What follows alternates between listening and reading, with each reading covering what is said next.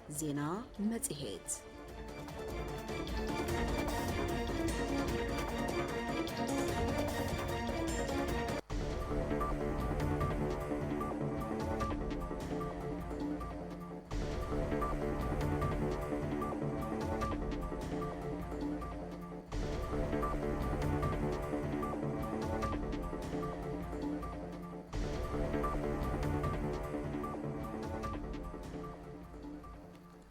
سلام زخبركم سمعتنا كاب 104.4 راديو اف ام مقله زينا مصيت زعلت زقربلو جزائر تركيبنا لنا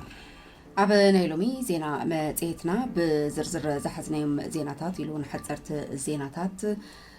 بتنتنا نقربهم زيناتات يلون زيناتات بيزنس سبورتن زكاتت يوم كخونو حبيركمنا نخصنحو نقدم زلنا دما فيلمون بينا ميري دموز بمداي تكنيك كشاو تفرع بحد لنا فلما كان عندي أرستاتهم كان عدم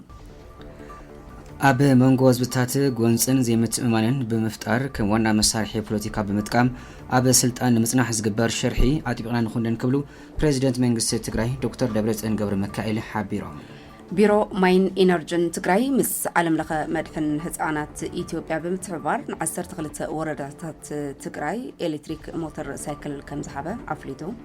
جبري مسرت معوالن عيبتن حنت عدي مخانو بمردع كفلاي جبري محبرسب قدمينا بزتفلالي وقصعتاتن ولداتن مبصحو بقوانو جورو كخفلي قبايلو متحابري كيد سرح أتا أخواتوت كفلقة معد حقي عيتا قويتوم ولد جبريل كاب زيناتاتوت أدما إيران أب متابو هرموز أب العلكلت مراقب زكايدتو متقعتي حاد بحرنيا كموت كلو كالوت عسر تدما قوسيلو ميلو منيستر قداتوت هندي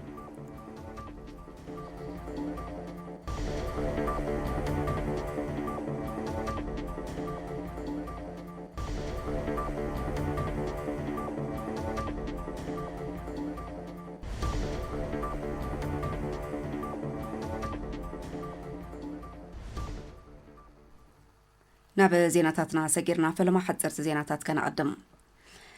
جونوسايدر والكملاخي أبي أحمد حزب تግራይ كبرسن كبتنن سرعة المي بموصا زجمرو جونوسايد أتنخيرو يقتللو አሎ ኢሉ ህዝባውያን ሓርነት ትግራይ ሕወሓት ኣብ ዘውፅኦ ሰሙናዊ መልእኽቲ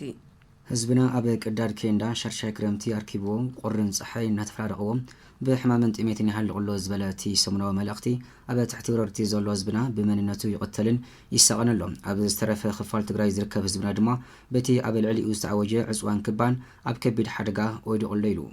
بحفشا كم ህዝቢ ተቃሊስና ሃለዋትና ከነረጋግጽ እንተዘይክኢልና ብሄራዊ ህልውና ህዝቢ ትግራይ ኣብ ሓደጋ ክወድቕ እዩ ዝበለ እቲ መልእኽቲ ጆኖሳይደር ስርዓት ብልጽግና ነቲ ህዝቢ ትግራይ ከም ህዝቢ ንምጥፋእ ዝሓዘው ዕላማ ንምዕዋት ኩሉ ይጠቕመን እዩ ዝበሎ ስልትታት ይጥቀማሉ ክብል ገሊጽዎ ኣሎ መዓልቲ ስቃይ ህዝቢ ትግራይ ብምንዋሕ ብሕማምን ጥሜትን በብዕለቱ ክረግፍ ዝገብር ዘሎ ዝስርዓት ለምውን ጸንሐት ልምታቱ ብምጥንኻር ጥፋት ህዝቢ ትግራይ ንምቅልጣፍ ኣብ ምስራሕ ይርከብ ህዝቢ ትግራይ ዝቕተለ ቀቲልካ ዝተረፈ ካብ ዓዱ ክበታትንን ኣብ ማእኸላት ኮንሰንትሬሽን ካምፕ ክሓንቅቕን ምግባር ዝብል ቅድም ኢሉ ዝሓንፀፆ ትልሚ ኣብ ዝሕዚ እዋን ምቹ ኩነታት ዝረኸበ መሲሉ ስለ ዝተረኣዮ ክፍጽሞ ኣብ ምጉያይ ይርከብ ኢሉ በዝውን በተሓደገ ወታደራዊ ወፍሪ ብምግባር ህዝቢ ትግራይ ንምጭፍጫፍ ዘኽእሉ ወታደራዊ ኣሰላልፋን ምቅራብን ክገብር ዝጸንሐ ኮይኑ በተኻልእ ገጽ ድማ ዝተወሰኑ ንህዝቢ ትግራይ ጠሊሞም ኣብ ሙሉእ ቁፅፅሩ ዝኣተዉ ከዳዓት ብምጥቃም መናእሰይ ትግራይ ብምትላል ካብ ዓዶም ክወፁ ወፍሪ ከካይድ ጸኒሑ ኢሉ ናይዚ ወፍሪ ዕላማ ብዓብዩ እቲ ህዝቢ ትግራይ ናይ ምብራስ ትልሚ ምዕዋት ኮይኑ ነዚ ንምቅልጣፍ ድማ መንእሰይ ትግራይ ብምትላል ካብ ትግራይ ብምውፃእ ንገሊኦም ናብቲ ጆኖሳይደር ሰራዊት ኢትዮጵያ ብምጽምባር ኣብ ዝናብትን ኣብ ዝእግዶ ዘሎ ኩናት ኣገዲዱ ክጥቕጥቖም ዝተረፉ ድማ ኣብ ኮንሰንትሬሽን ካምፕ ምዕጓር ብሕማምን ወልፍን ኣማሲኑ ንኽውድኦም ዝፍጽሞ ዘሎ እዩ نزون تكالات جونوسايدر والكملاخ أبي أحمد اتوم كاب تقرأ وتقوم ناب أدي سابان كالوت كبابتات إثيوبيان زمرحو زلو تتالولو من أسي زرزرون بمحاز نزينا يتفقات تلمين متكبار أب من قصاص يركبا كبل قليتو بمخانون زاجد تتاليلكم زوازاخم مناسي حدا قلسي كون زقبا حكي انتهالو صلاة السرعات المخان تقراواي من النت مهلاو طرح اخل مخانيم ازين تقراواي من النت كم صلاة يسيمو كاب قص مدرين مطفاء زوافر سرعات تقاليسكا زرقاقص حلوات دأنبر ابدنبو ابو معقاب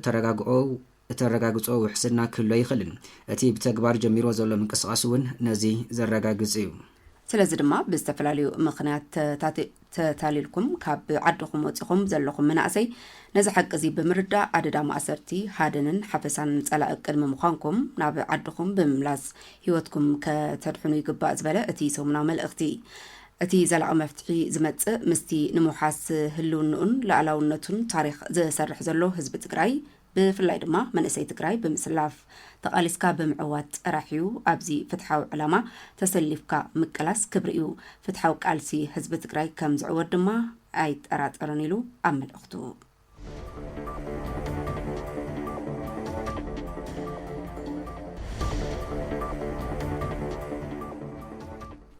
علم لخ محبر قيح مسقل ICRC بلعلي 8.5 مليون بر زعدغو نمصرايل محكمين ما يزغلغلو افاوس محكمي ماي نبيرو ماي رجن تግራይ بحاجه زركيبو توكاليس دايركتور ممحدار قوتصر هافتماي انجينير ويزرو صيغي غبره كريستوس كم زبلو نحبرات سب صري ماي نمقراب كاب ماي ولد حمامات نمكلخال زوعل ماي محكمي كلورين 500 درام مالتون غالون ويدما 22.5 كيلون ألمنيوم سالفيت اب قدب مسماي زتقما عبيتي كتماتات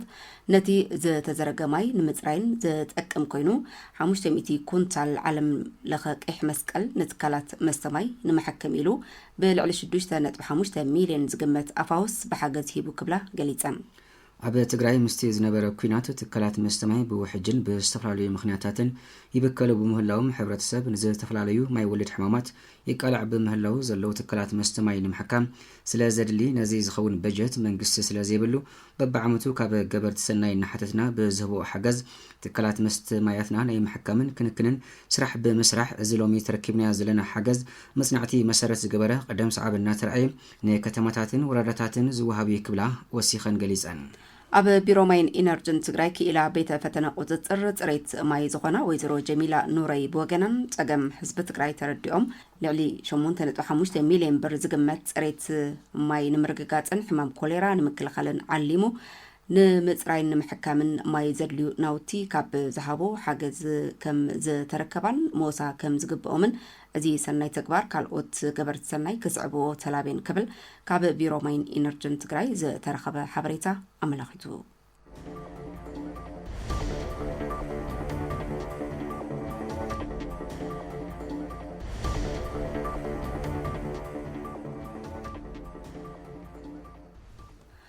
بيروماين انرجن تግራይ مس عالم لخ مدحن هصانات ኢትዮጵያ بمتحبار ن12 ወረዳታት ትግራይ ኤሌክትሪክ ሞተር ሳይክል ከም ዝሃበ አፍሊጡ እተነ 12 ኤሌክትሪክ ሞተር ሳይክል ካብ ቤት ጽሕፈት ጉዳያት ወጻኢ ኮሜን ዌልዝን ልምዓትን በስተረኸበ ሓገዝ ገንዘብ ዝተዓደጋ ምዃነንን ኣብተን ወረዳታት ቀረብ መስተማይ ንምምሕያሽን ስራሕቲ ጽገና ትካላት ማይ ንምጥንኻርን ግልጋሎት ዝውዕላ ከም ዝኾና እቲ ቢሮ ኣፍሊጡ نتن إلكتريك موتر كاب يونيسيف زتركبو حلفي بيروماين إنرجن تግራይ أيت تقلي قبرمتن ولكوا حارة أب زيوت أكباب زلو هزبنا زلو خونتات قرب مستماي انت زي فلتنا أبتي حارة زوت هزبنا جن مس كم يونيسيف زبلو مدارك تأكلت بمقان قرب مستماي نممحياش بركت زبلا سرح سرحين أينا يلوم يونيسيف نتي تجمير زلو سرحتي متستاو بسولار السرح قرب مستماي كحجزان 12 ورداتات نزغورو حاجز الكتريك موتورز بمسكان حاجز تركبوا ورداتات نتي استعلم لنا سرحتي ام مسلات نختقوملن اغنزيبوم منغسي تግራይ اب تግራይ ممحياش قرب مستماي تمرتن طعنان نزغبرو سرحتي حبيرنا كنسرح عدل بمفطارو نمسكن زبلو حلفي يونيسيف ጨንፈር تግራይ مستر ديفيد شفان قرب مستماي أنقول كيلو كاب زتان حبركي نكمحيش ولا حزون بزح طلب انتالو مس مدارك تأكلات بمتحبار ممحياش يرئي كم زلو كليتهم اذن بيونيسيف ابيلو كاب UKAID $10,000 زتعدقا إلكتريك موتور سايكل ابتن ورداتات نزكايدو سرحتي ممحياش قرب ماين تقنان نكوعلا زعلم مخان دما حبيرهم حاجز الكتريك استركبوا وكلتي ورداتات بوغنم يونيسيف اوردهم اب سولار بمتتاو اب ممحياش قرب ما يسرح مهلاون እዘን ተሽከርከርቲ ድማ ኣብ ከይዲ ጽገናን ካልኦትን ዓብይ ግደ ከም ዝህልወን ብምግላጽ ንዝተገበረ ሓገዝ ኣመስጊኖም ክብል ቴሌቪዥን ትግራይ ጸብጺቡሎም።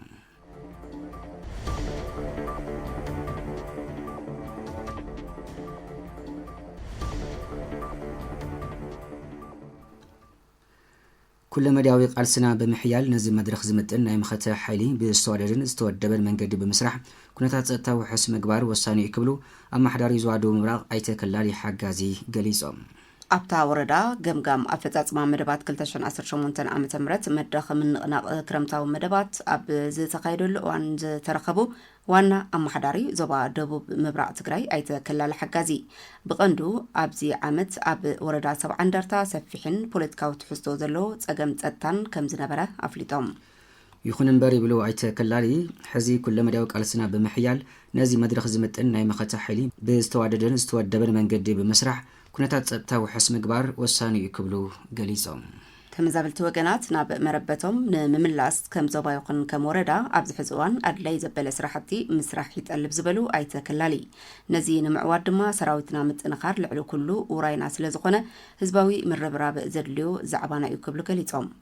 መደብ ኣንፈት ክረምታዊ መደባት ዘቐመጡ ኣይተ ከላሊ ዓርሰ ምርኮሳና ንምውሓስ ጥብ ዝበለ ማይ ብዝግባእ ብምእላይ ምህርትና ንምስሳን ኩሉ ሓረስታይ ስራሕቱ ብመነጽር መኸተ ክሰርሕን ብክላስተር ተወዲቡ ዝሓሸ ዓሊታት ዝራእትን እታወታትን ብምጥቃም ውሕስና ምግቢ ካረጋግጽን ይግባእ ድማ ኢሎም።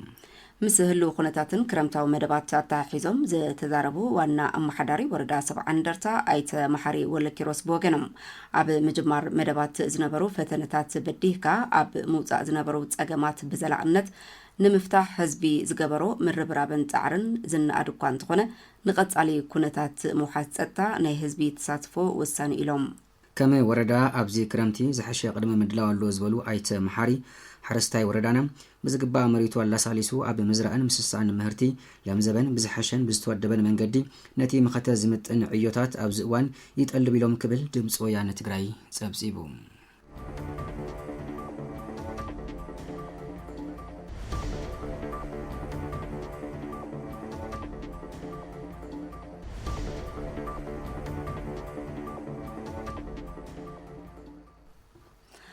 ውሱን ዝናብ ዝረኸቡ ሓረስቶት ወረዳ ክልተ ውላዕሎ ግራውቶም ብዝራእቲ ክሸፍኑ ይስራሕ ከም ዘሎ ምምሕዳር ወረዳ ክልተ ውላዕሎ ኣፍሊጡ። ኣብ ምምሕዳር ወረዳ ክልተ ውላዕሎ ሓላፊ ዘፈር ቁጠባን ምክትል ዋና ኣማሕዳርን ኣይተ ሃይላ ገብረ እግዚአብሔር ንድምፂ ወያነ ትግራይ ከም ዝበልዎም ከም ወረዳ ኣብ 8 ጣብያታት ውሱን ዝናብ ብምውቅዑ ሓረስቶት ነቲ ዝተረኸበ ማይ ተጠቒሞም ግራውቶም ብዝራእቲ ክሽፍኑ ዘድሊ ጻዕሪ ይካየድ ከም ዘሎ ሓቢሮም። ዝናብ ዝዘንግዖም ከባብታት እውን ብመስኖ ማይ ኣደጊፎም ክዘርኡ ሙያዊ ደገፋትን ትምህርትን ብስፍሓት እናተዋሃበ እዩ ዝበሉ ኣይተ ሃይላይ ዋሕዲ ዝናብ ኣብ ዝቕጽል ምህርቲ ጽልዋ ከይህልዎ ድማ ከም ወረዳ ጸሊ ዓቀብቲ ስራሕቲ ኣቐዲምካ ይሳለጥ ከም ዘሎ ኣረዲኦም። ኣብ 13 ጣብያታት ወረዳ ክልተ ውላዕሎ ዝርከቡ ልዕሊ 13,000 ሓረስቶት ለምዘበን ክራማት ዘድሊ ኩሉ እታወታት ተጠቒሞም ኣብ ሰርናይ ክላስተር ብመስመር ክዘርኡ ትጽቢት ዘሎ ዝበልዎቶም ሓላፊ ከም ወረዳ እቲ ሕዚ ዝረኣይ ዘሎ ምዝንጋዕ ማይ ንምፍራይነት ብኣሉታ ኸይጸልዎ ድማ ግንባር ቀደም መደብ ጌርካ ሓረስቶት ዝዝነጠበት ማይ ናብ ረብሓ ከውዕልን ብሓጋዛይ መስኖ ክረምታዊ ማእቶት ከበርኹ እናተሰርሐ ከም ዝርከብ ተዛሪቦም ክብል ድምፂ ወያነ ትግራይ ጸብጺቡ።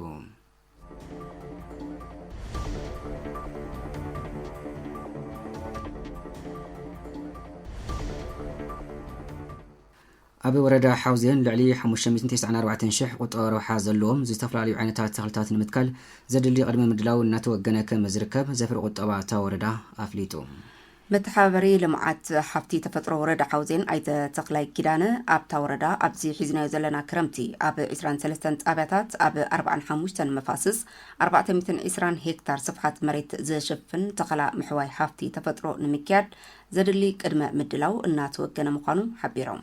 ነዚ መደብ ንምዕዋት ኣብ 4 መንግስታዊ ፈልሲ ጣብያታት ኣብ 161 መደብ ልዕሊ 594,000 ቁጠባ ረብሓ ዘለዎም ዝተፈላለዩ ዓይነታት ተኽልታት ኣብ ምፍላስ ከም ዝርከቡ ኣይተ ተኽላይ ኣብሪሆም። ኣብዚ ሓምለዋይ ልምዓትና ንምውሓስ ህልውናናን ድሕንነትናን ብዝብል መሪሕ ሓሳብ ዝካየድ ወፍሪ ምሕዋይ ሓፍቲ ተፈጥሮ እዚ ዓመት እዚ ኣብ ዝተሰርሑ ደረቕ ዕቀባ ሓመድን ማይን ተኽልታት ብምትካል ሽፋን ሓምለዋይነት ክውስኽን ደርቂ ዝፃወር ሕርሻ ኢኮኖሚ ንምህናፅን መፍራይነት ሕርሻ ንምጉልባትን ዝዓለመ ወፍሪ ምዃኑ ኣይተ ተኽላይ ኪዳኑ ኣፍሊጦም። ኣብታ ወረዳ በብዓመቱ ብዝትከልን ብዝግበርን ዘሎ ክንክን ተኽልታት ኣብ ምሕዋይ ሃብቲ ተፈጥሮን ሽፋን ምውሳኽ ሓምለዋይነትን ብጭቡጥ ይረአ ምህላው ዝገለጹ ኣይተ ተኽላይ ኪዳነ ብፍላይ ብፕሮጀክትታት ኣብ ዝተሓቆፉ መፋሳት ዝተተኸሉ ይኹኑ ብተፈጥሮ ዝበቐሉ ተኽልታት ልዕሊ 90% ስለ ዝጸደቑ ሽፋን ሓምለዋይነት ልምዓት እታ ወረዳ ንምውሳኽ ዕድል ከም ዝፈጠረ ኣይተ ተኽላይ ኪዳነ ኣብሪሆም ኣብ ወረዳ ሓውዜን ኣብዚ ሒዝናዮ ዘለና ክረምቲ ንዝካየድ ወፍሪ ተኸላ ዛጊድ ብዝተገብረ ምንቅስቓስ ልዕሊ 550,000 ጎዳጉዲ ተውሒቶም ምህላዎም ካብ ዘፈር ቁጠባ እታ ወረዳ ዝረኸብናዮ መረዳእታ ይሕብር ክብል ጉዳያት ኮሚኒኬሽን ወረዳ ሓውዜን ጸብጺቡ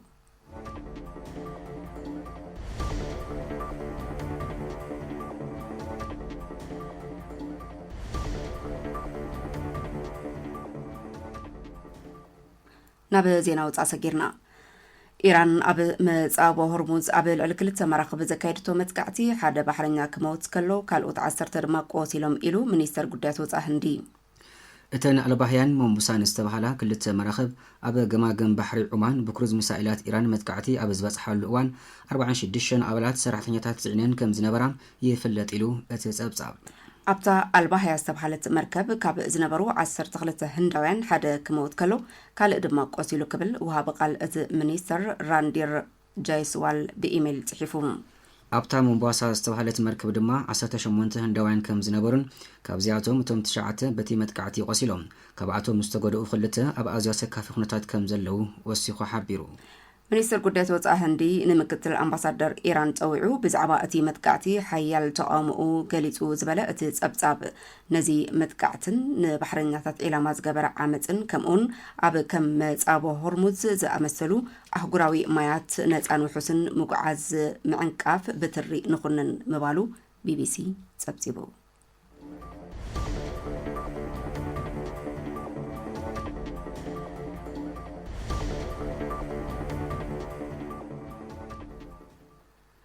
ክቡራት ሰማዕትና ዜና መጽሔት ዝዕለት ነቐጽል እዮም ሕዚ ድማ ብዝርዝር ናብ ዝሓዝናዮም ዜናታት ክነሰጋግረኩም ብሰንኪ ዘይምዕሪ ምሕደራ ትራንስፖርትን ካብን ናብን ዝሰርሓ ተሽከርከርቲ ደው ምባልን ንዘይተደለየ ኢኮኖምያዊ ቅልውላው ተሳጢሐን ክብሉ ኣብ መናኸርያ ዝረኸብናዮም ሰዋና መኻይንን ኣሽከርከርትን መረረቶም ገሊጾም ብተወሳኺ እውን ንህዝብን መኸተን ዘገልግላ ዝነበራ ብርክት ዝበላ ተሽከርከርቲ ሰኣን ምዕሪ ምሕደራ ትራንስፖርት ናብ ካልኦት ይኸዱ ስለ ዘለው መንግስቲ ቁልጡፍ መፍትሒ ክህብ ይግባእ ክብሉ ገሊጾም ተስፋይ ጽጋቡ سنكي صنتساو كينا تداخيمو صنحة أو وهبا قلقالو ترانسبورت تقراي حزون سنكي زي معوري محدرا ترانسبورت حصرت ندادن حزبن قلقالو تسيزلنا هلو 4 سبسعنا بإلكتريك سرحة تشكر كرتي كاب سرعاتن حقن دنبن ترانسبورت وصاي كاب من نهاريا وصاي قلقالو تمهابا بالعلتن حقوان تشكر كرتي كبيد زبهات أقام فتيرن يركب أزبولو أب من نهاريا لاج زركبو أشكر كرتن سوانا تشكر كرتن ترقاقا محطنا نزملكو تأكال قريبنا سمعنا أكال سئنا كبلو مرارتهم جليسهم. شمي هاي السلاسة حرقوا بحال وناني كنا رجعي في ساعة بحال كابنا بناي عبيت أوتوس على نورتي الشفاريو. نزل مكينة زي زي حقوا مكينة ناي إلكتريك 4 سنة كحق ندم بنوصعي حق ترانسبورتن زي إذن نقدر فقار زي بالله ناي قل ناي إجرام يلوم زم سوون جزيان كنا تتقيمهم كسرح وصعي غيرنا ناي ركبا مالت ناي كله تطيقي أو كل المنج ترانسبورت زمرح زلون منجست بعلونيو أما تيحاولنا ولا أنا تنا من نهار أزنا ورا مخاين ناي مس ترانسبورت تقمع زنورا تهزل تقمع زنورا تعدز تقمع زنورا تمختل تقمع زنورا مخاين تسعينا لا تفعل عليها كل لا تخد الله بسنكي محدرة حق منقستي حق منق ترانسبورت النهلوه بس حق عنده مرحنا انتولنا سمع الناس إنا حجون نقرب لنا آوياتنا هزنا اسمع لنا هذول بربعة شيء حبرت سو كقلقلا ما 4 سب ما يقر ماكينه كان شرخت مدب مخاين ودو لنا عبيت مخاين تشحن شمون تميتن قصعنا ناس تقبل زي تفاله زيو نحبرت سو كقلقلا يكون مصيمون دلو قال حو اجندا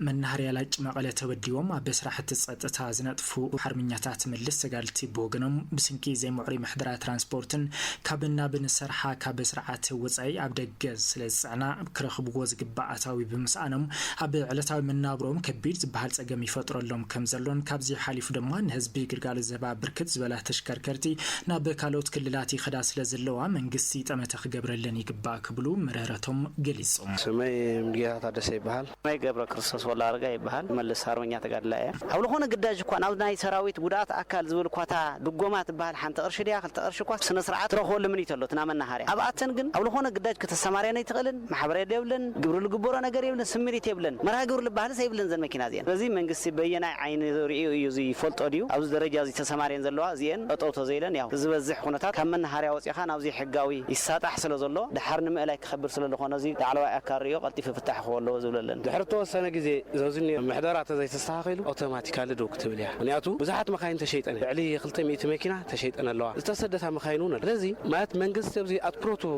ክግብር ክኽእል ኣለዎ እዘን መኪና እዚ ናይ ህዝቢ እየን ክንደይ ዓመታት ህዝቢ ዘገልገላ ካብኡ ሓሊፉ ሰራዊት ዘገልገላ እዚስ ናይ ህዝብን ናይ ሰራዊትን መኪና ግዳጅ ክበሃል ከሎ ካብዚ መኪና ኣተር ኣብ መወዳእታ ድማ በቶም ውግናት ዝተለዓሉ ሕቶታት ሒዝና መፍትሒ ንምርካብ ምስ መተሓበሪ ከይዲ ስራሕ ድሕነት መንገድን ምምሕዳር መጓዓዝያን ተሽከርከርትን ከተማ መቐለ ኣይተበየነ ወዳጀ ከም ዝበልዎም ሕቶቶም ውግናት ፍትሓውን ሓቃውን እዩ ዝበሉ ኮይኖም ጥርዓኖም ሰሚዕኻ መፍትሒ ንምሃብ ዝምልከቶ ኣካል ይሰርሐሉ ከም ዘሎ ዝገለጹ ኮይኖም ሕዚ እውን ዝግበር ዘሎ ስርዓተ ውሃብ ኣገልግሎት ትራንስፖርት ዘፈርስን ኩሉ ዓይነት ግልጋሎት ዝህባ ዝነበራ ተሽከርከርቲ ናብ ማእኸል ዓዲ ዝኸዳሉ ኩነታት በር ዝኸፍት ብምዃኑ ብኣግኦ ክእረመ ይግባእ ክብሉ ገሊጾም ትክክለኛ ጥርዓን እዩ ንምንታይ ትክክለኛ ደብሎ ከም ላዕሮዎም ሕቶታት ትክክል ስለ ዝኾነ ኣብ ናይ ህዝቢ ንምልላስ እንዳፀዋዕኻ ገለበለ ዝበሃል ይኾን ተኮይኑ ኣነ ይኸድ ተወቃይ ውዕል ኣሲረ ሒዘይኻ ብመሰረት ይኸውን ዘሎ ሕዚ ዘሎ ግን ብቀደ መናሃርያ በሪ እንዳሃርካ እንዳፀዋዕኻ እዚ ናይ ህዝቢ ትራንስፖርት ስራሓት ራሲ ነዚ እውን ሰዓብየኑታይ ተረኣዩሎ ናይ መናሃርያ ንብለን ብዙሕ ዓመት ለገልገላና ናይ ህዝቢ ትራንስፖርት ጠቕላላን ማእኸል ዓዲ የንስየጣ ድሓውን ስለለበለ ፅባሕ ንጎ በዘን እዚየ በዘን ኣናእሽቱ ተሽከርከርቲ እዚአን ንምምላስ ጣዕሚ ኢና ክንፅገም ማለት እዚ እንታይ እውን ይፈርስ ኣሎ ናይ ትግራይ ናይ ትራንስፖርት ስርዓት እውን ጣዕሚና ምፍራስ ይወስዶ ስለ ዘሎ ኣብዚ ሓፀረ ግዜ እቲ ቢሮ ሒዝዎ ኣሎ ኣብዚ ሓፀረ ግዜ ክፈትሑ ኢለ ዝኣምን ሕቶ ግን ከም ሕቶ ንሕና እውን ተቐቢልና እቲ ቢሮ እውን ተቐቢልዎ ኣብ ምትዕራይ ዘሎ ግብሪ መሰረት ምዕባልን ዕቤትን ሓንቲ ዓዲ ምዃኑ ብምርዳእ ከፋላይ ግብሪ ማሕበረሰብ ቅድሚ ናብ ዝተፈላለዩ ቅፅዓታትን ወለዳትን ምብፅሑ ብእዋኑ ግቡእ ግብሩ ክኸፍል ይግባእ ኢሎም መተሓበሪ ከይዲ ስራሕ ኣተኣኻኽባ እቶት ክፍለ ከተማ ዓዲ ሓቂ ኣይተ ጎይትኦም ወልደ ገብርኤል ግብሪ እናኸፈሉ ዝረኸብናዮም ወገናት በግድኦም ግብሪ ሎም ዓመት ብፍሉይ ተራእዩ ኣብ መዓልኡ ክውዕልን ኩሉ መዳይ ፀገማት ትግራይ ክፈትሕን ይግባእ ክብሉ ሓቢሮም ኣለዉ ቢንያም ሃይላይ ተወሳኺ ኣለዎም كفالا جبري محبرسبنا جبرو بجبو نكخفل أدلاي جنزابن من العالنا جبرنا مزينا نزبلو متحابري كيدس حتى أخبات وتكفل كثم عبد حكي أي تجويت ولد جبريل حزوان كفالا جبري محبرسب كابزي اللي قطعات ولدات النمدحان ستمن اللي جبو جبرو أبى ساعات وان نكخفلي جبا كبلو حبيرم. أفت عبرة صب ذكر جنزابة فطير كم جمرت وان بدرو جبري مخفال جمرة اللي معلتي بسبيكرن بمكينة متعجبة أو دازرنا دور خفالي هذا يتدلى قطعات ولد خياتي وان موت جبرو مخفل العالم اللعب تغيري زونت من العالم محدار يقصر لي هنا تطاي بفلاي ابغى ذاكراي لله ورخفلتي يقد فقادون سلله يقولهم زخفلونا يمسلي ببعث تحبرتسا لذي عيدو تحاديرو يدون عمتات تحالفو ياو يتدلى ولا قطعات لدوسخ عبرته زي يا قمتاتيو زي يتدلى قطعات ولا يتدلى يقبرون كيخفل زي فوليتو بجزء موتو يقولوا كخفل اي تاغويتهم بتوسخي كم زبلوهم جبري لما عمت بانصر هلونا حزب تግራይ ተራእዩ ስፍሕ ዝበለ ትልሚ ተገይሩሉ ይመስበሉ ነዚ ተታሓሒዞም ዘጋጥሙ ፀገማት ንምፍታሕን ተገልገልቲ ከይድ ጋላት ዑን ከይድ ዳናገሩን ወን ግቡ መፍትሕና ተገበረ ይካይዳለ ከብሉ ገሊጾም ትልሚ ንስተይ ምልጣጥ አለው ተለጣጣ ትልሚ ናሕዝና ዘለና ምክንያቱ ትግራይ ሕዝን ዘላተ ኹነታት ምጥን በኸል ፀገም ክፈትሕ በኸል ለለ ኹነታት ቀጽልን ከፈትሕ እንደኸደሉ መንገዲ ስለታነጽት ትልሚ ኣብቲ ሕብረተሰብ ዘሎ ናው ዝተኸዝ ዘሎ ናይ ናብራ ኹነታት ናው ግምትቲ ኢንፍሌሽን ባዕሉ ናይ ገንዘብ ዋጋውን ባዕሉ ስለዝለዓለ ግብር ተሎ ገማት ባዕሉ ስለሪ አጎም ስለሪ ፀገማት አለው ኦፍ ኮርስ ግን ንሕና ኣብቱ ክለኛ ክፍትሕ አለው ኣብ ስራሕ የለም ፀገም አለው ዝበሃል ኣካል ናይ ባዕሉ መስርሑን ስለዘለና ቅሬታ ኣካልን ስለዘለና መዳይ ስሞት ቅሬታ ቅሪው ዝፍትሕ ለኹነታት እንደመቻቸና ዘለና ኣብ ቤት ጽሕፈት ልማት ሶስት ክፍለ ከተማ ዓዲ ሓቂ ግብሪና ከፈሉ ዝረኸብናዮም ወገናት በግዶም ግብሪ ሎም ዓመት ብፍሉይ ትኹረት ተገይርሉ ኣብ ትግራይ ዘለው ፀገማት ኣብ ምፍታሕ ክውዕል ይግባእ ድሕር ምባል ዘሎ ኣብ ወሃብ ኣገልግሎት ድማ ኣብ ካልኦት ኣብያተ ዕቤታት እውን ተጠናኺሩ ክቕፅል ይግባእ ኢሎም ግብሪ ከፊልካ መንግስቲ ሰራሕተኛ ብግቡእ ክቕበል ልምዓቱን ክለምዕ እዩ ካሊእ ሓንቲ ዕላማ የብለን ገንዘብ ብግቡእ መፅን ብግቡእ ናብ ስራሕ ኣእትዋ ምንቲ ኩሉ ግብሪ ከፋላየ ከፍል እየ ዝብል ኣካል ብዘይ ወዘመዘ ብፍላይ ለዘበን ፍሉይ ክሓስበሉ ዘሎ ዝብሉ ዘለና እዚ ናይ ግብሪ ንሕዝኒ ብሸለልትነት ክሪኦ ይብሉ ዝብሉ ዘለና እንዲያም እዚ ኩሉ ወናበለ ናብ ግብሪ ከፋላይ ክኸውን ክሓስብ ዘሎ ዛቕጢያ ሒዘ ምስ መጻኹ ወዲያው ሰዲድ ንጽቡቕ ብጣዕሚ እየ ልመስግን ደስ በሃሊ ሕዚ ክሰልጠንስ ይኾን ከመፅአ ነይረ ልመላለስ ግን ወሲድ ክሰምዕኒ ነይረ ሕዚ ግን ብጣዕሚ ሰዓትስ የገበርኸ ኢለ ኣብዚ ኣካል ኣቲ ሕብረተሰብ ብሰንኪ ማይ ወለድን ካልኦት ተመሓላለፍቲ ሕማማትን ከይጥቃዕ ውልቃብን ከባቢያውን ጽሬቱ ብምሕላው ዓርሱ ክከላኸል ይግባእ ክብሉ ነበርቲ ክፍለ ከተማ ቀዳማይ ወያነ ገሊጾም ዳይሬክተር ጥዕና ጣብያ መቐለ ኣይተ ገብረ ህፃን ገብረ መስቀል ከም ዝበልዎ ዘለናሉ እዋን ክረማት ብምዃኑ ሕብረተሰብ ብሰንኪ ማይ ወለድ ሕማማት ከይጥቃዕ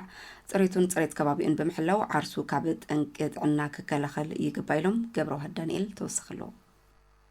ሕብረተሰብ ብሰንኪ ማይ ወለደ ሕማማትን ሕጽረተ ውልቀ ጽሬትን ከባብን ዘስዑ ሕማማት ከይጥቃ ዓርሱ ጽሬትን ጽሬተ ከባቢን ብዝግባእ ብምሕላው ካብ ጠንቂ ጥዕና ክከላኸል ይግባእ ኢሎም ገለ ዘዘራረብናዮም ነበርቲ ክፍለ ከተማ ቀዳማይ ወያነ ተወልደ ጻዲቅ ተክለ ሃይማኖት ይባሃል ማለት እዩ ዘለው ናይ ነፍስና ምሕጻብ ደቀቕቲ ነገራት ልበሩ ናይ ጉልበት ስራሕቲ ባዕልና ተኸባኺብና ንሰርሖ ንኾንና ንፍልጥ ኣለና ማለት ኮነ ነገር ኣብ ነፍሰውነትና ከይመጽእ ንክለኻል ንገብረሉን ጥቀመሉ ነገር ማለት እዩ ሽመይ ጸጋ ገብረ መድህን ይባሃል ከመይ ተዋዲድና ንሰርሕ ቅድሚያ ጥዕና ድኾነ ንወዲሰብ ገዛ ዋጋ የብሉን መኪና ዋጋ የብሉን ሃፍቲ ዋጋ የብሉን ጥዕና ተዘይሃሉ ንምንታይ ጥዕና እቲ ዝዓበየ ትነብር ከባቢኻ እንተጸርዩ ጥዕና እንተሒዝና ኢና ኩሉ ነገር ክንረክብ ንኽእል ልብል ኣስተምህሮ እውን ስለ ዝወሃብ ጥሙር ጥዕና በብቐጠኑ ስለ ዘለዎ ኣብ ጣብያ ኣብቲ ኣብ ሰሙን ሓደ ግዜ ወይ ክልተ ሰሙን ሓደ ግዜ ኣብ ዝመቸውን ሰዓት ነተን ልምዓት ጉጅለ ብዝሙቺ ኣስተምህሮ እውን ስለ ዝወሃብ ገዛ ንገዛ እውን ኣስተምህሮ ስለ ዝወሃብ ጥዕና በቃ ኣብ ርእሰን ሕዲሮና እየን ውልቃውን ከባቢያውን ኣብ ሰሙን ሓደ ግዜ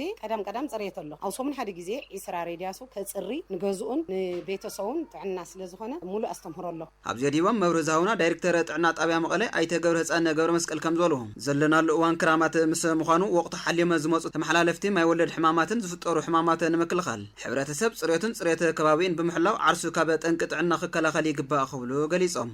وقت حاليا مزمص حمامات لون ديو مثلا حزم سكرمت مخان تاسيرو بركز زولو تمحالفتن زي تمحالفت حمامات فطوريا مات فلاي كفتم تمحالفت حمامات نلوم حداتهم بسنكي وحزه كنا خوايا وصريات زمص حمامات حدا لمثالي حمام كولريا نولو او وقت زي زقصت سلازي حبرسبنا كم ما يولدن اسميت اسيرو مزغولو حمامات كلاغلت وين عرسون كاوكاوين بصريات محاز يدلي مات حمام كولريا حزز ابو وقت زي زقصت كالت ون صفالي حمامات لهم زقصتو سلازي مخصات حبرسبنا بستخاله متن ما يوحز غنا ما يمتقامي لي قصال نغنا مغتاتنكم تماساي زبسل مغتاتون متقامي لي ناي حزمات زبليت خلايقع حرسنا غورز با انتاي فساسن دران وحفات بو موغاد لينا مات سلازي خرمتي خمصخلو وحفات ناب دغ مدورايت يكونس بغلواتو وحفات وحس غنا بتقاميتكا كوغاد يزغبرمو زنتغيرنا كافتوم زولكم عنتو تنحلف زبال محمات كمن كولوريا زولو كنكلخل نخيلنا زبل حساب سلازلني مات بفلاي دما وان كرامات بمخانو مسزل حصرته مدحنيت ሕብረተሰብ ቅድመ ምክልኻል ክገብር ይግባእ ዝበሉ ኣይተ ገብረ ህፃን ስለዝኾነ ድማ ኣብ ዝካየደ ወፍሪ ጽሬት ሕብረተሰብ በብኸባቢ ከጽርን ባዕሉ ጥዕንኡ ውሕስ ክገብር ይግባእ ክብሉ ጸዊዖም ምስ ናይ ሕዘለና ዓድና ኩነታት ተኣሳሲሩ ሕጽረት መድሓኒት እውን ኣለና ስለዚ ዝሰብ ግምት ብምታው ኩላትና ዓርስና ካብ ተመሓላለፍቲ ሕማማት ምክልኻል የለና እዩ ዝብል ዝጅመሩ ነገር ኣሎ ስራሕቲ ሕዚ ሓደት ናይ ወፍሪ ጽሬት ፍላይ ሕዚ ዘዋ መቐለ ቀጻ ዝኾነ ናይ ወፍሪ ጽሬትን ናይ ተኸላን ዝብል ፕሮግራም ሒዙ ኣሎ ስለዚ ንዓና ንጥዕና እውን ጠቓሚ ኢለ ዝሓስቦ ማለት እዩ ስለዚ ኩላትና ኣብ ዝዘለና خاو خينا او وسع 20 متر 50 متر خاو خينا كابينا ندحر نصر خينا كافتم تمحالفت حمامات نوغن كلخل خينا كاو وصيلون بسنكم كمت زخل وصاتاتون مقناس كادينا سلازكم تزيغرنا حزي فلايتنا مكلا صراحه حتى تناهرنا تزكينا حزلنا الوقتي ناي مرحيت حسره زغاتمنا ازكا فيدرال زمص زغون عيت مرحيت حزيلن حستن زلوانا مرحيت ودينا تطون كنبل سلنخد بون تقصيلو مالتي حبرسبنا حزا وزين نوح خينو نسوسلو مارحناي طابيان ناي طعنا سوميان متأثر كصال زغونه ناي وفري خاويا وصريت مكياد كلينا مالتي سنت جرنا هنا حزق كابزم وصات ويكعب سنكي وحزق كنا سنسريت زموس وحمامات كنا كلا نخدمه كلها تناوزي كنزا عمم يقبل الناس ملتنا على خيمات شفان متن زناب كرامات كلتاشن 18 عامة مرت زبا دوب مبرق تقرأي أزيو تحطو كوان تخونا زاكيد بنايت إديا زناب 33 مئتاوي تحراسي مريت اتزوبا بزرعتي كم استشفانة تكاليزو كم جلس أبع المعلومات مسنوتي زوا أيت كرومروز حرصوت مرتم بزقبان مدنفع للي 8 تنشح كنتال مدابرة أبي إد حرصوت كم زبصحة أرديم لو كيروس حدش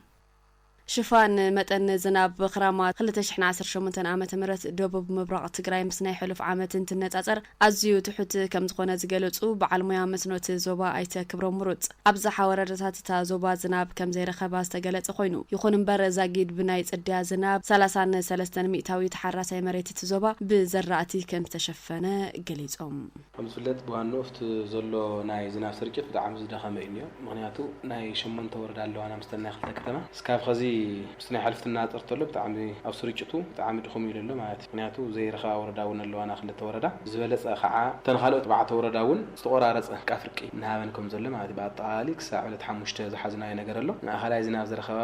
ለወረዳ እንደርታ 5 ጣብያ ኣለዋ ሳምረ 8 ጣብያ ሰሓርታ 5 ጣብያታት ደጓዕተን ቤን 4 ጣብያታት ሲን ጥርሓይንስ ካብዛ ኸዘላ ሓምለ ውሽጢ ተሓራሳይ መሬት ዞባ ደቡብ ምብራቅ ትግራይ ብምሸላ ክላስተር ብስርናይ ክላስተርን ጣፍ ክላስተርን ንምሽፋን ትልሚ ተታሒዙና ተሰርሐ ከመዝርከብ ዝገልጹ ኣይተ ክብሮም ምሩጽ ሓረስቶት ድማ ምህርቶም ብዝግባ ንምድንፋዕ ልዕሊ 88,000 ኩንታል ዘመናዊ ድቁዒ ከም ዝወሰዱ አብሪሆም ዝሓዝናዮ ፕላን ክዝራእልና ዝሓዝናዮ ኣሎ በብክላስተሩ ናይ ሸላ ክላስተር ናይ ስርናይ ክላስተር ናይ ጣፍ ክላስተር ተባሂሎም ከምዝዋና 3 ክላስተር ትትልሚብኡ ዝወረደ እዩ ነገር ግን ምስ ዘሎ ናይ ዝናይ ኩነታት ናይ ሸላ ክላስተር ላው ጣፍ ክላስተር ሽፍት ይኾንሎ ኢልና ንግምት ጣፍውን ዝናብ ተይው ማለት ለዚ በዋናነት አዝመራ ዝራእት ኸዚ ከባቢ ከምዝዋና 14,965 ክዝራእ ነይሩ 5,341 35% ተዘረለ እዩ ናቱ ኣብ ሰናይ ሓጋዩ ጉንቦት ሚያዝያ ዝሃበ ዝናብ ኣሎ ኣብዚ ተዘሪኡ ግን ስካብ ሕዚ ተዘሪኡ ብቁልት ዋላ ጽቡቕ ይኹን 35% ኣብቲ ፐርፎርማንስ ግን ኣብ ሽግር ሃም ዘሎ እዩ ዘመላኽት ከምዝዋ ማለት እዩ ምዕዳል ምሩጽ ዘርእቲ ዞባ ካብ ናይ ሕሉፍ ዓመት ዝተሓተ እኳ እንትኾነ ሓረስቶት እታ ዞባ ዝግባእ ምሩጽ ዘርእን ዘመናዊ ድኹዕን ወሲዶም ዝሐሸ ምህርትን ክረኽቡ ቀልጢፎም ኣብ ዝባጽሑ ዘራእቲ ትኩረት ገይሮም ድማ ክሰርሑ እናተገብረ ከም ዝርከብ ኣይተክብሮም ወሲኾም ገሊጾም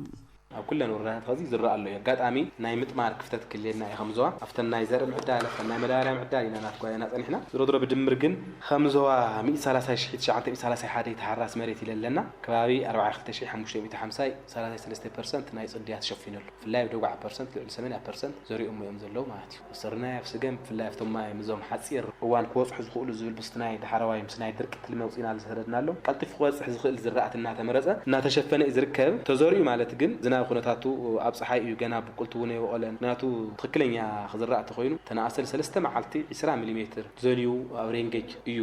ዝናብን ዘርእን ደንቢ መብቆል ይክወተሉ ኢኻ ክትዘርእ ልግበእካ ነይሩ ነገር ግን ተሓረስታይ ክረምቲ ውን ሓለፈ ዝኸሰ ስለ ዘሎ ኣብ ሓመድ እናፍሰሰ ብዙሓት ሓረስታይ እናዘርአ እዩ ዝርከብ ማለት እዩ ፍላይትና ጽድያ ዝራእቲ እዚ ዝመስል ምስተጋጢሙ ዘሎ ሕጽረት ዝናብ ሓረስታይ ጠልዕ ዓቀብቲ ስራሕቲ ብዝግባእ ክሰርሕ ድማ ኣይተ ክብሮም ምሩጽ ተላብዮም ኣፍትናይ መዳበርያ ዓደላውን ብሕልፊ ኣፍትናይ ሕልፍ ዓመት ከባቢ 30,000 ከባቢ ኩንታል መዳበርያ ዓዲልና ነርና ኢና ለሙውን ብተናጻር ትራእይ ተሎ 88,371 ዓዲልና ኣለና ሽቶና 136,902 ነይሩ ከምዝዋ ከባቢ 65% ተጠቃሚ መዳበርያ ሒዘሎ ናዋጋዋ ምኽባር ዋላ ይሃሊ ነገር ግን ተሓረስታይ ብዘይ መዳበርያ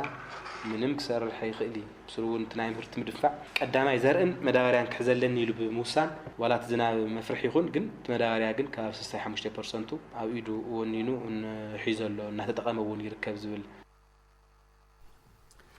ተጋሩ ዘለና ፖለቲካ ኣፍላላይ ብዘይግድስ ኣገጢሙና ንዘሎ ሓደጋ ህልውና ኣብ ሓደ ሰሚርና ክንቀለስ ይግባእ ኸሉ ምስ ጣብያና ጻንሒ ዝገበሩ ነባራት ተጋድልቲ ሓቢሮም ኣብዚ ሕዝዋን ኣብ ኣዋሃባ ግልጋሎት መንግስታዊ ትካላት ዝረአ ዘሎ መንግልታ ኣብ ምሽርሻር ሓድነት ተጋሩ ኣሉታዊ ጽዕንቶ ይሕድር ስለ ዘሎ መንግስቲ ግቡእ ጠመተ ክገብረሉ ይግባእ ክብሉ ወሲኾም ሓቢሮም ብርሃን ወልዳይ ኣብዚ ሕዚ እዋን ዝተወረረ ግዛታዊ መሬት ትግራይን ዝተመዛበለን ዝተሰደደን ህዝቢ ንምምላስን ኣብ ዝግበር መንቅስቓስ ተጋሩ ዘለና ፖለቲካዊ ኣፈላላይ ብዘይገድስ ኣብ ሓደ ብሄራዊ ዛዕባ ሰሚርና ክንቀለስ ይግባእ ክብሉ ምስ ጣብያና ጻንሒ ዝነበሮም ነባራት ተጋደልቲ ገሊጾም ሽሞይ ተስፋን ዝገበሮም ክእል ነባርነተይ መቐለ ቀበሌ 18 ትግራዋይ ሓደ ዕላማ ይክሕ ዘለዎ ናይ ፖለቲካዊ እምነቶም ከም ዘለዎ ኮይኑ ዝደለየኻ ምን ይኽእል ኣብ ናይ ተፈናቀልቲ ግን ሓንቲ ዓይነት እዩ ክንገብር ዘለና እዚ ድማ ስር መሰረትና ከይጥፍ ሓደ ዓይነት ወደዋን ሓደ ዓይነት ራእያን እዩ ክንሕዘለና ዝብል ራእይ ኣለና ስሞይ ታደለ ገብረክራስ ይበሃል ቀበሌ 18 ገጢሙና ፀገም መፍትሒ ህዝቡን ዋና ቁልፊ ሓድነትና ምስጣሚ ፖለቲካዊ ኣፈላላይ ክህሉ ይኽእል እዩ ኣብ ውሽጢ ተጋሩ ፖለቲካዊ ኣፈላላይ ካልኣዊ እዩ ትግራይ ኩሉ ውዳበታትና ሰራዊትና መሬትና ውሕስ ብዝኾነ መንገዲ ንምምላስ ተመዛበልትና ውሕስ ብዝኾነ ብዘተኣማመን ካልኣይ መዓልቲ እዚ ተንገብር ነርና ብዘይንብለሉ መንገዲ ክምለስ ኣለዎ ህዝቡን ሓድነትና ምስጣሚ ኣብ ልዕሊ ትግራይን ተጋሩን አንጻላሊን ዘለ ሓደጋ ህልውና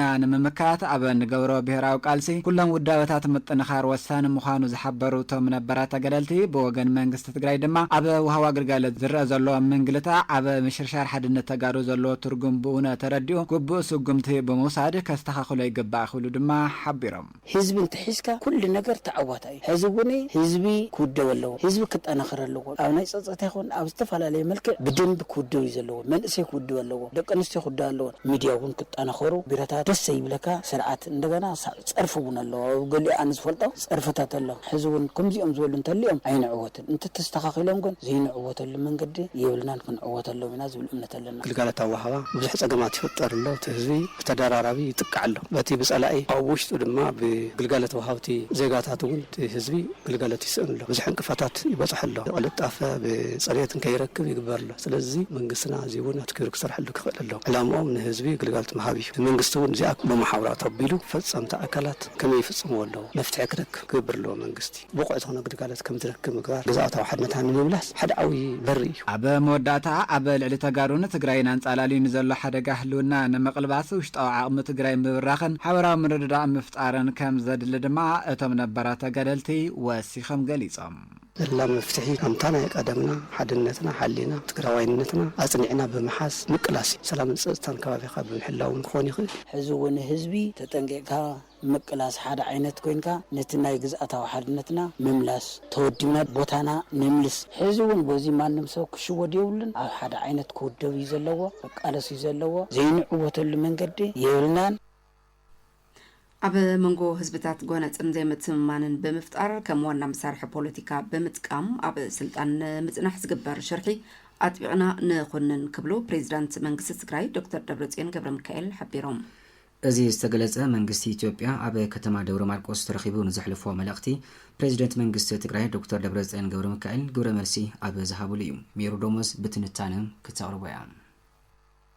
መንግስቲ ኢትዮጵያ ናብ ስልጣን ካብ ዝመጽእ ንድሓር ህዝቢ ትግራይ ካብ ህዝብታት ኢትዮጵያ ክንጸልን ክጽላእን ኣብ ዝተፈላለዩ መድረኻት ናይ ጽልኢት ቃላት እናሰንዘረ ጸኒሑን ኣሎን ነስዒቡ ድማ ከም ህዝቢ ብዝተፈላለዩ ኣካላት ክጭፍጨፍን ኩለ መዳዊ ግፍዕታት ንክበጽሖ ተገይሩን ኣሎን ቅድሚ 6 ዓመታት ኣብ ዝተኻየደ 5 ዘመን ፍሉይ ኣኼባ ቤት ምክሪ ተወከልቲ ህዝቢ ኢትዮጵያ ካብ ትግራይ ተወኪለን ኣብቲ ኣኼባ ቀሪበን ሕቶ ዘቕረባ ትግራዊቲ ኣደ እቶም ቀዳማይ ሚኒስተር ንህዝቢ ትግራይ زحاليو مسيلهم بأندبتهم ززاربون بتكبار زفتمون زي الرغب كمون ميداتات ماخل عدي عب العلز بتكراي زفتمو زلو قفعتات نمنتين بخمينيوم زتكبرو زلو كبلا حتوان أقربا نيران سومون دومو لتكراي هز آزان مسلو يالي للعقماتشو سبسبو فوحاتنا يتكراي هز لمن لا يتابكران النسرالن ندتبارو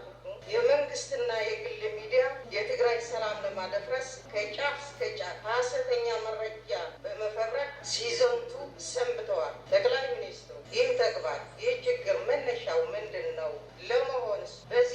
በዚህ መልክ እየተበደለ ላለው ህዝብ በሌላ መልኩ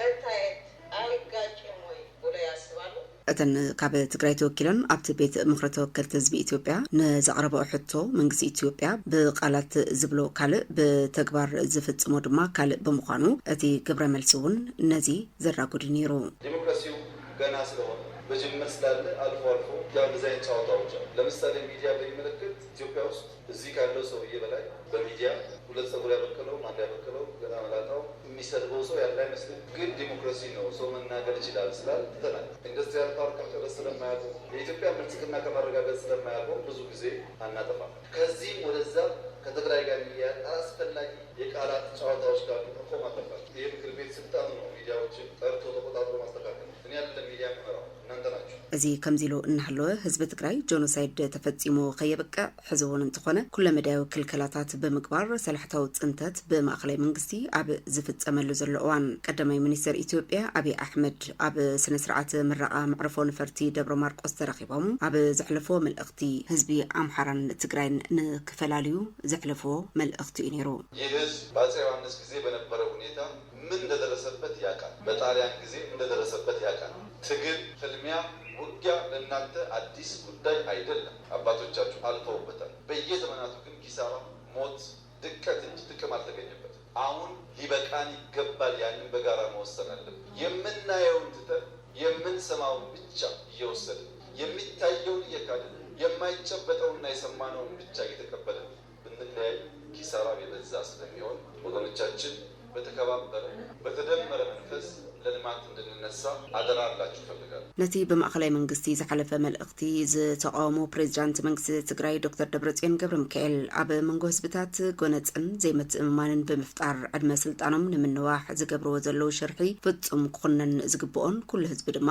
ክቃወሞ ይግባእ ዝበሉ ኮይኖም ኣብ ዘመነ ስልጣኖም ኩሉ ዓይነት ተጋድሎ ብምፍጻም ናይ ህዝብን ሃገርን ክብርን ህልውናን ዘቐጸሉ ቀዳሞት ጀጋኑ መሪሕነት ትግራይ ንሽሞምን ክብሮምን ዘይገልጽ ህሶትን ሸርሕን منزح قتلهم يركبوا زبالو خوينهم بس دما حقاو دليتومن مننتومن بقلصي تغاهيدو لو كبلو كليصوم نبار تغرالاي ولد جبريل ولاي شريفو بوغنو منغس ኢትዮጵያ ኣብ ደብረ ማርቆስ ተረኺቡ ዘመሐላልፎ መልእኽቲ መቀጸልታ እቲ ከካይዶ ጸንሐ ሽርሕታት ምዃኑ ብምግላጽ ኣብ መንጎ ህዝብታት ትግራይን ኣምሓራን ጎንጺ ብምፍጣር ዕድመ ስልጣኑ ንምንዋሕ ዝተኣልመ ሽርሒ ክብሉ ሓቢሮም ጠቅላይ ሚኒስትር አብይ አህመድ ኣብ ደብረ ማርቆስ ተረኺቡ ዘሕልፎ መልእኽቲ ኣነ እውን ሰሚዐየ ኣብ ደብረ ማርቆስ ከይዱ ሃፀይ ዮሃንስ ዝጨፍጨፉ ህዝቢ ከምዘየለ መንጎ ተጋሩን ኣብ መንጎ ማሕራን ኣብ መንጎ ካልእ ብሄራትን ጽልኢ ምንዛሕ እዩ ዘይነበረ ታሪክ ኣምፂኻ እቲ ንቡርን እቲ ንኢትዮጵያ እንታይ ሰሪሖም ሃፀይ ዮሃንስ እቲ ሕዚ ዘሎ ወለዶ ንኸይሕዝ ካብ ኣቦታቶም ዘሕልዎ ዘሎ መልእኽቲ ብትግራይ ቅድሚ ሕዚ እውን ይጭፍጨፍ ከም ዝነበረ ሕዚ እውን ኣብ መንጎ ማሕራን ኣብ መንጎ ትግራይን عدنات كيهلو مكبار كيهلو كنا تباهيلو يتزقبر ذلو أنصار ناي سرعة بالسجنة زقبر ذلو من قصاص تقامتات نخيط آخر نتحارب تحارب عند المسكة كفافيل كان مجزاء تحمام يتي عندي ملات بيرو بحل توريزم تقرأي بوجنو قدمي منستر أبي أحمد هاتي يوحنا سرابعي بزملكة محلالفو زي تزاب عمل اختي نمرام زحابو مجلس نيرو زمنا نقصنا هاتي يوحنا سرابعي بهاتي تيدروس تجميرو زي تود بكبابنت أب عف مبتتان بصحة زنبرت هاجر حزبي بكبابين فيدرالوي بزغونه منجدي كم حدر بمقبار حدنت هاجر زحلو اب استفلالي حزبታት زهاجر سمعت هاجراونت كعبي زغبرو حزباون جغنان مرحي نايت زمن منبارمون ገሊጽሎ እቲ በቀዳማይ ሚኒስተር ዝተገብረ መደረ መቀጸልታ ናይት ባሕልታት ድሕረትን ፖለቲካዊ ረብሓ ዝነበሮም ባዕዳውያን አካላትን ኣብ ልዕሊ ሃፀይ ዮሃንስ ዝገብርዎ ሽም ናይ ምጥፋእ ተልእኾ ምዃኑን ቢሮ ባህልን ቱሪዝምን ትግራይ ኣነጺሩ ፕሬዚደንት አሜሪካ ዶናልድ ትራምፕ በወሽመጥ ሆርሙዝ ንዝሓልፋ መራኸብ 20 ሚታዊ ቀረጽ ከም ዘኽፍሉ ኣፍሊጦም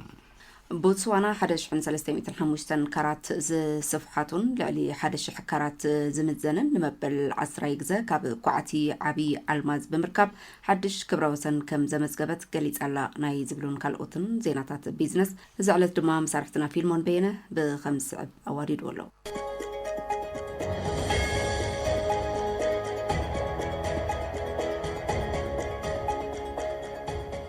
سلام زخبركم سمعتنا كاب 104.4 راديو اف ام على زيناتات بيزنس زعلت حزنا لكم قريبنا لنا بزي مسرت بحصرت زيناتات بيزنس سنتن فيلم بريزيدنت امريكا دونالد ترامب بوشمط هرمز نزحلفا مراخب 20 ميتاو قرز كم زخفلو افليطوم امريكا نتي وشمط هرمز تخلكله مكلخلي كتملسون نتي وزاتات المشفان كاب كله تخلكله زعنت 20 ميتاوي كم تخفله قليز علام دونالد ترامب امريكا ابلع كله بوشمط هرمز زلا اخ زعنت 20 ميتاوي كتخفل مخانا افليط علام እዚ ክፍሊት እዚ ኣብ ወሽመጥ ዘሎ ሓድሽ ምዕጻው ኣሜሪካ ወጻእታት ምሽፋን ከም ዘድሊ ገሊጹ ኣዳጋታት ነቲ ዋናው ዜና ምስተቀበልዎ ዋጋ ኦክሲናት ዝወረደ ኮይኑ ዋጋታት ነዳዲ ድማ ወሲኾሎም እዚ ድማ ነጋዶ ብዛዕባ ምስ ኢራን ዝግበር ስምምዕ ዘለዎም ተስፋም ከም ዝነከን እቲ ውግእ ድማ ንቁጣዊ ቅልውላው ዘጋድድ ምዃኑ ተሓቢሮሎም እቲ ተኽሲ ምቁራጽ እናነከ ምስከደ ዋጋታት ወሲኾሎም እቲ ኣህጉራዊ መዐቀኒ ብረንት ክሩድ 900 ናብ $82 ደይበሎም ዌስት ቴክሳስ ማእከላይ ነዳዲ 800 ናብ $7 $7 أمريكا دايبولهم ن10 عامات أتاو مزجب أمريكا 4 مسرتاو نطفتات ن 4.6 ميتاوي دايبولهم أبزق ربوان حرات منقسات أمريكا قبل علي علامات إيران بزح متقعتات فصيم الله أزدما بينتاغون نتي إيران قبل علي وشمت زلوا قصصر نمدخم زعلم مخانو جليز الله ترامب دغنا ترير قوا من محاز دلو مخانون أميتنيرو ترامب أفوكس نيوس أبزغوروك على محتات نتي وشمت نقصصر لنا خبل جليز الله ترامب نتي 20 ميتاوي كفليت بخمي أب جبري كوعله 5 حسبه ንጹር ኣይኮነን ዘሎም ኣቀድም ኣቢሉ ኣብቲ ኩናት መሻርክቲ ኣሜሪካ ነቲ መትረብ ማይ ንምዕቃብ ክሕግዙ እኳ እንተተሓተተም ብዙሕ ደገፍ ግን ኣይረኸበን ዘሎም ትራምፕ ኣሜሪካ ሓላዊ ወሽመጥ ሆርሙዝ ክትኸውን ምዃና እኳ እንተገለጸ ነቲ ክፍሊት ግን ፍትሓዊ ንምዃኑ ገሊጾሎም ኣብ ካልእ እዋናት ኣብ እዋን እቲ ኩናት ትራምፕ ኩነታት ወሽመጥ ብሓቂ ዝተሓሳስቦ ነገር ኣሜሪካ ከም ዘይኮነ ገሊጾሎ ክብል ኣፍሪካን ቢዝነስ ኢንሳይደር ጸብጺቦሎም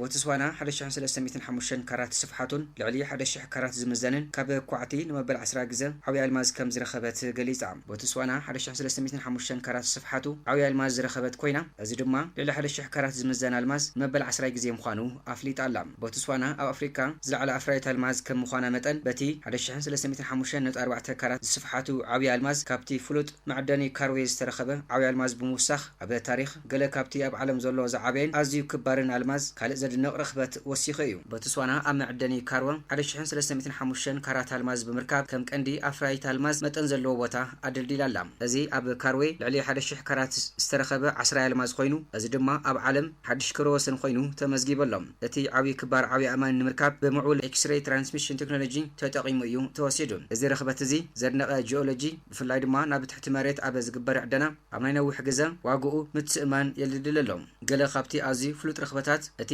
1109 ካራት ለስዲ ላሮና 1994 ካራት ሰሪቲ 180 ካራት ኢቫስታር ከምኡውን 2488 ካራት ሞተስዊዲ ዝበሃል ኣብ ውሽጢ 100 ዓመት ኣብ ዓለም ካብ ዝተረኸበ እቲ ዝዓብይ ኣልማዝ ምዃኑ ተፈሊጦሎም እዚ ሓድሽ ርኽበት እዚ ቦትስዋና ኣብ ኣፍሪካ ዝለዓለ ኣፍራይት ኣልማዝ መጠን ዘለዋ ግደም ዘጉሉ ኮይኑ እቲ ሃገር ድማ ንዓለም ለኻዊ ዕዳጋ ክሳብ ክንደይ ኣገዳሲት ከም ዝኾነት ዘመላኽት እዩ ኣልማዝ ክሳብ ሕዚ ሓደ ካብቲ ዝዓበየ ሰደድ ቦትስዋና ከምኡውን ቀንዲ ክፋል ቁጠባ እዩ ካብ ካርወ ዝተረኸበ ርኽበታት ድማ ኣብ ዓለም ብውስን መልክዑ ዝርከብ ልዑል ዋጋ ዘለዎ ኣልማዝ ኣብ ዓለም እቲ ዝበለጸ ቦታ ከም ዝኾነ ተገሊጾሎ ክብል ኣፍሪካን ቢዝነስ ኢንሳይደር ጸብጺቦሎም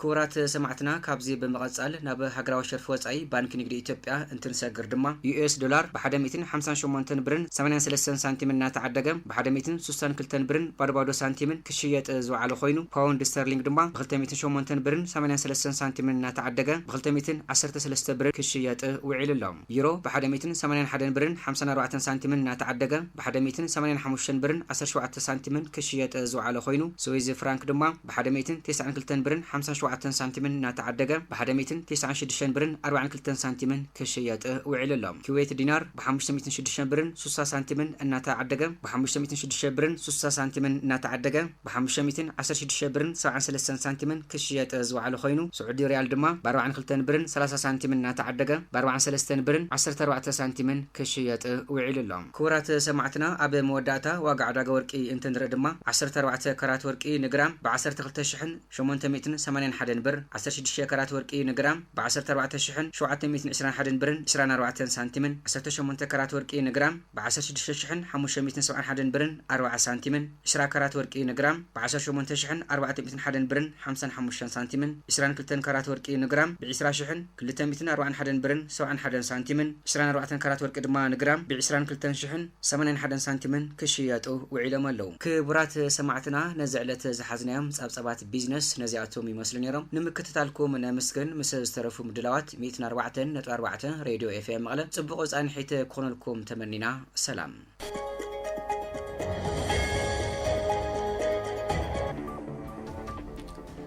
ክቡራት ሰማዕትና ዜናታት መጽሔት ዝዕለት ቅድመ ምዛምና ዓበይቲ ነጥብታቶም ክነዘኻኽረኩም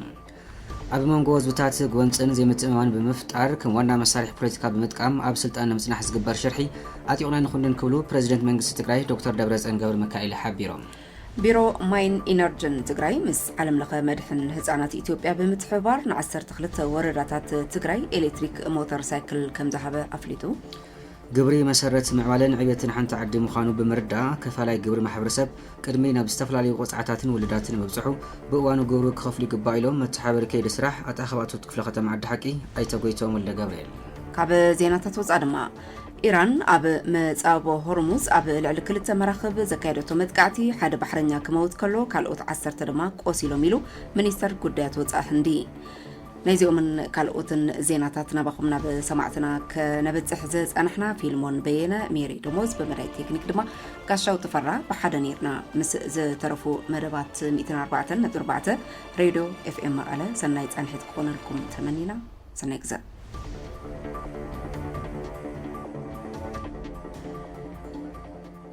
زينا مزيهت زينا مزيهت